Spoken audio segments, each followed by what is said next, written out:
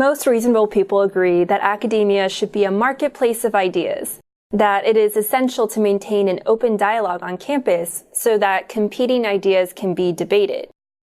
Unfortunately, unreasonable people have a lot of power in higher education. Many believe it is more important to protect students from being exposed to anything offensive. This is why they have erected such barriers as speech codes that essentially outlaw a wide range of speech, and free speech zones that can confine open dialogue to small, isolated parts of the campus. Others even reject the idea that society is best served when scholars and students are able to openly debate varying ideas. And many top administrators are so concerned with avoiding any controversies that they go along with these irrational beliefs. Hi, I'm Shannon Watkins, and this is a Higher Education Moment, a video series presented by the James G. Martin Center for Academic Renewal. In the last installment, we introduced some free speech concepts and controversies. This time, I want to discuss efforts to protect free speech and why it is so difficult to reach a consensus on how to accomplish this.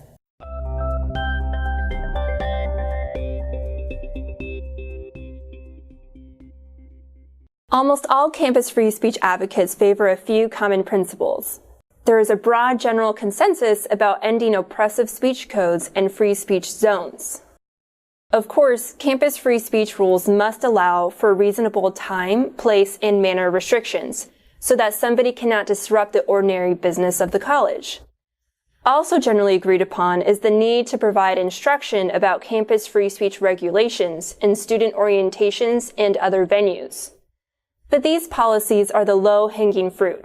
There are also two major points of contention over which the major free speech proponents on the right and left argue. The first is the question of punishment for violators of free speech rights.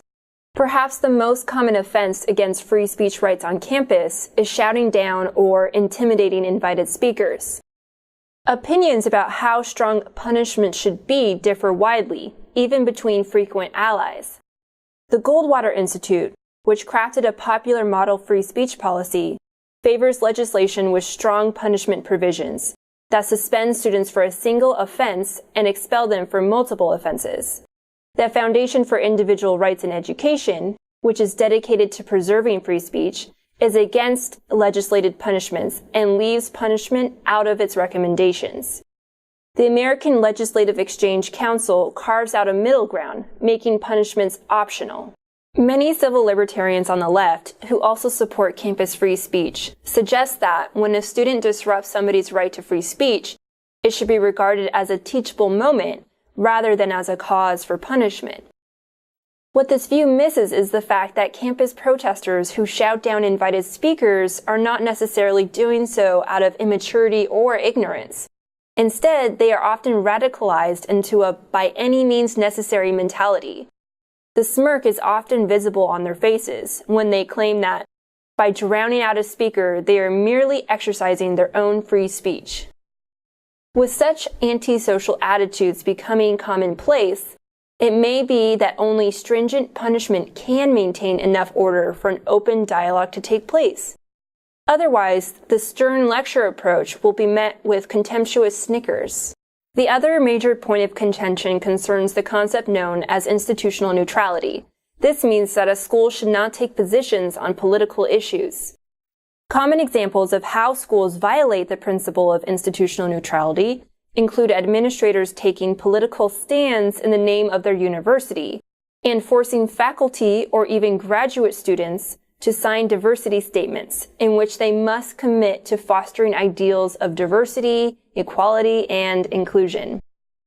Perhaps the most common offense against institutional neutrality is when incoming freshmen are compelled to read a politicized book as part of a summer reading program. Some critics of institutional neutrality question how a university can morally avoid taking sides in such issues as the former South African apartheid, where much of the population was treated as second-class citizens because of their race. The problem is that when you stop being neutral about even the most extreme cases, like South Africa, it becomes possible to use the same logic for incrementally less extreme cases.